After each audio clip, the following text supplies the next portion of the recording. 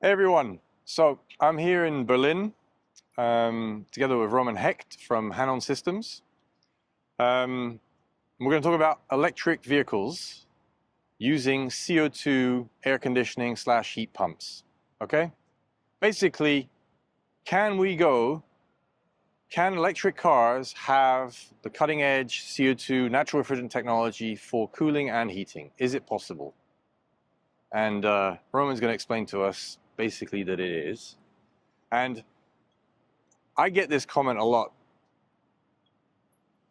that people tell me that they didn't know that this technology existed. And Roman, at this event that's just been held here in Berlin, September 2024, just to give a date, you've announced that your company has supplied over 700,000 CO2 heat pumps.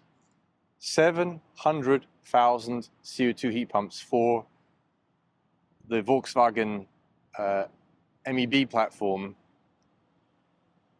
to date in the last 4 years, correct? Correct.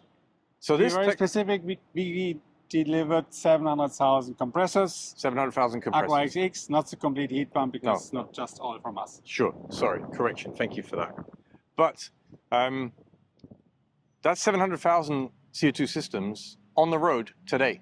This is what you would call commercially available technology, right? And we were looking at some of the data from last year. Eurostat published data of all electric vehicles sold in 2023. That was 1.5 million electric vehicles in 2023 in Europe. I'm talking about Europe. You know, back of the envelope calculation, that means that CO2 already has over 10% of the market in 2023.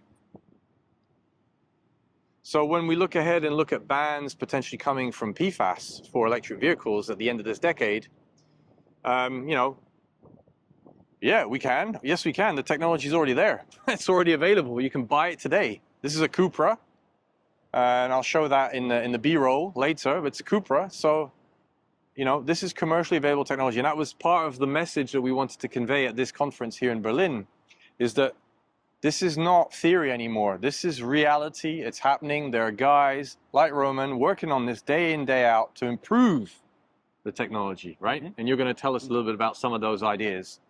So, you know, this for us is very exciting because this is a very important segment in cooling. It has a big impact on the world in terms of global warming and also PFAS pollution. So we've got a solution to this. We can go CO2 today.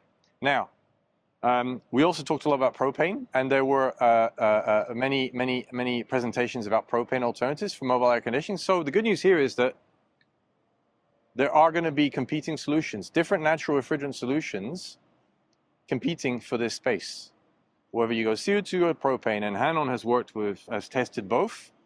So you know there are going to be alternatives. There already is one in the market now, and there's another one coming soon, propane. So this is exciting times for natural refrigerants in mobile air conditioning space for electric vehicles, to be clear. So Roman, talk us. I see you've got some components here that you know probably could be of interest to people. So can you tell us? I see a compressor there. Maybe you could tell us a little bit about what we're seeing exactly. Yeah, this is the world first CO2 compressor, electrical CO2 compressor, which is running in serial production.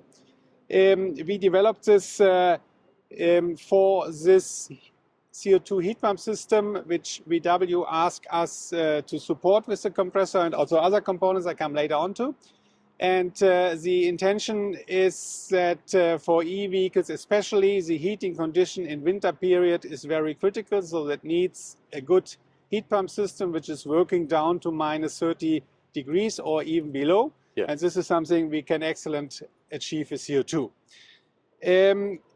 The compressor, for example, is a more or less technology-wise not something which is completely new. It is a scroll compressor which we are also used to make for chemical refrigerants, but of course it is very specific.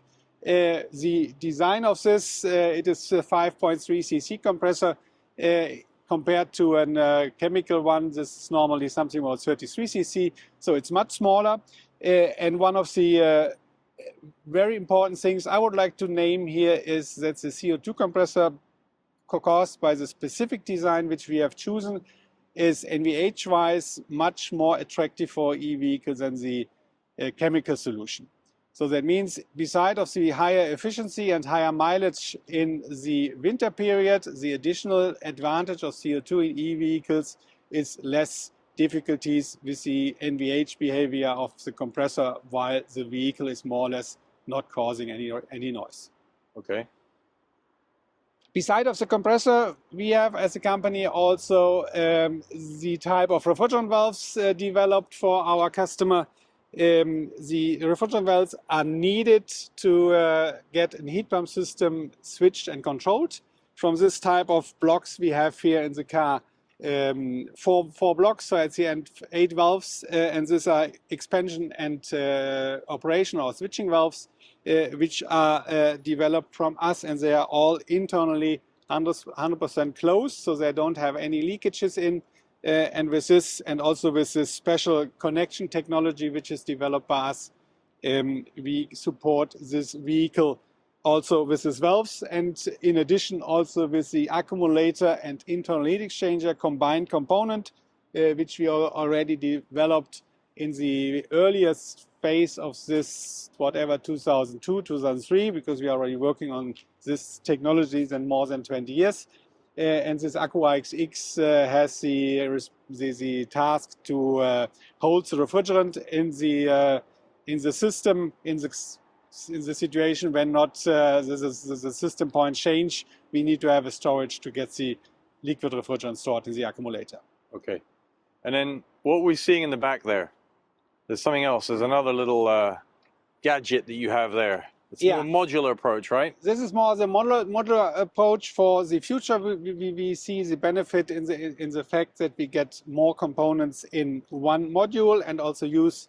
What's the benefit of that? Just simply for the OEM, it's just easier to implement? It's benefit for the OEM on the one hand. On the other hand, it's a big benefit that we get much less lines in the system, because the lines for CO2 are also an important cost driver. Less risks of leakage, less material. And less cost. And less cost, okay. And the second point also, this gives the combination of all the temperature levels in the module, gives also a lot of opportunities to make some efficiency increasement for the complete system, because we can combine the different temperature levels much better and get with this system efficiency, which the consumer at the end feels with more drive range with the same battery.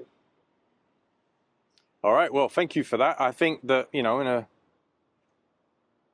it's exciting to see that you've already executed on hundreds of thousands of systems, and components have gone into to this kind of car. This is a Cooper, as I said, but there are many other models within the Volkswagen group that have implemented CO2 heat pumps.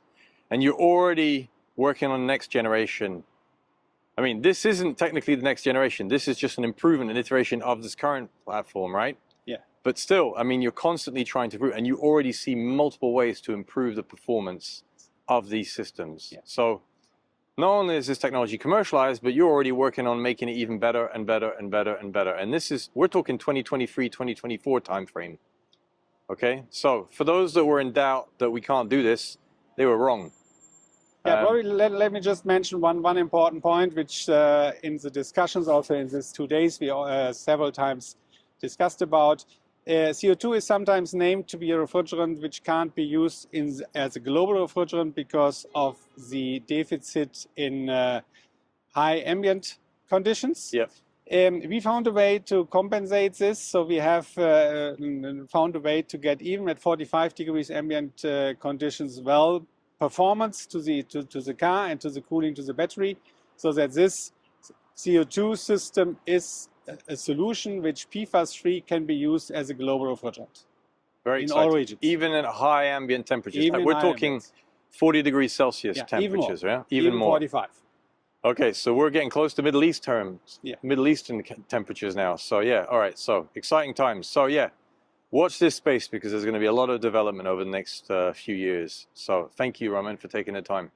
Pleasure. Thanks.